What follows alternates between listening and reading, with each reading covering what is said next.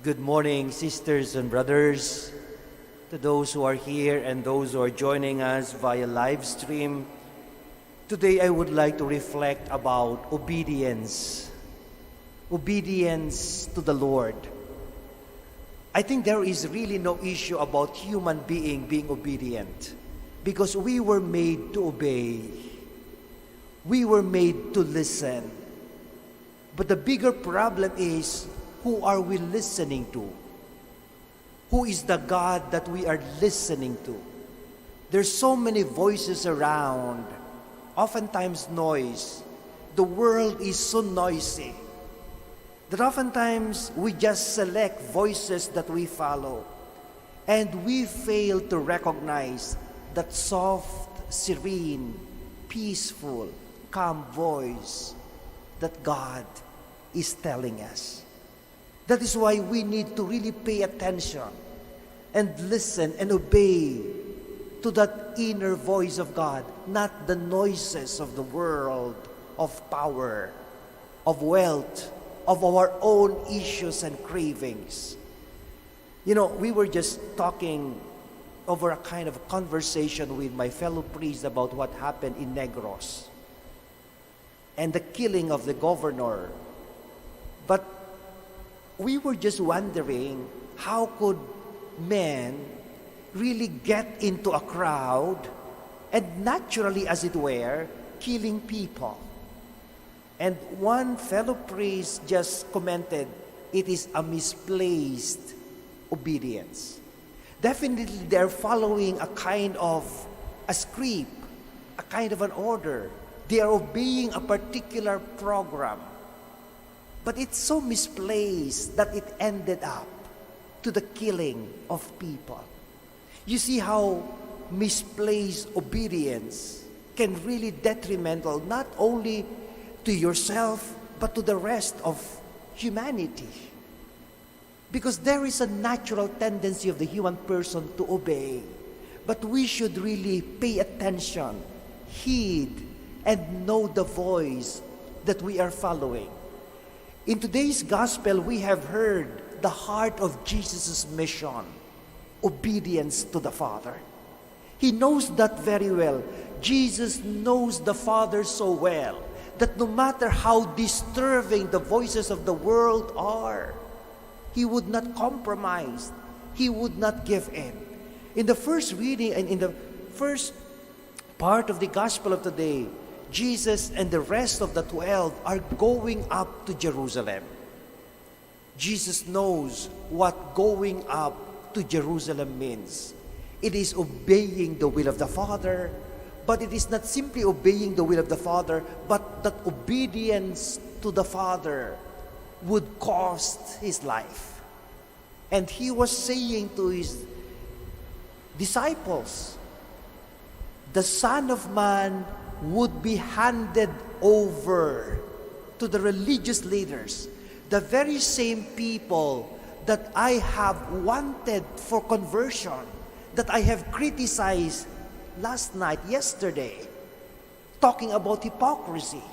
I would be handed over to these enemies that I love. I would be handed over to these people that I want to save, to these people who hate me. And I will allow them to lead me into the way of the cross, which is so ugly, which is leading to my death. And I will allow this to happen because I am following the will of the Father. That much Jesus can do, listening to the Father. He knows it too well. It could have been easy for him to withdraw. I know there are so many voices telling him, Jesus, get out of the way. Do not follow the Father. It is putting you in danger. But in spite of all this, Jesus peacefully followed his heart, the voice of his Father. And after saying that, here comes the mother of the mother of James and John. And we listen carefully and we see what voice this mother is listening to. Not her deepest part of her heart, but the voice of power. The voice of seated next to a person who is powerful. Please, let my son sit on your right and the other on your left, so that I will be known as the mother of the two closest to the one who is powerful. And let's not really get insensitive about that, because oftentimes we think that way. We are listening to many voices, but not the voice of God. But Jesus took that opportunity to tell to the mother, go on deeper. Listen to the voice of God and not to your own issue. And he tells the mother, can you drink the suffering that would entail me to listen to the voice of the Father? Yes, we can.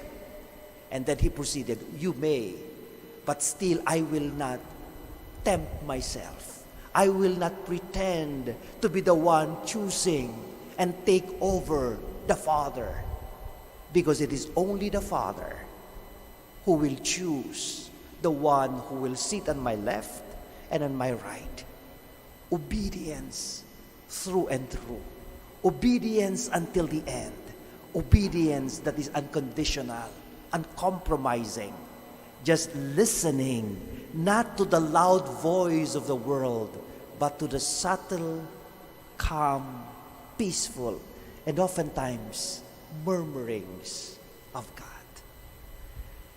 This is also what happened in the first reading in the life of Jeremiah. Sisters and brothers, we were born to obey the Father, not any other voices. Today, Wednesday, take that in mind. As we start our day, let us not waste this life.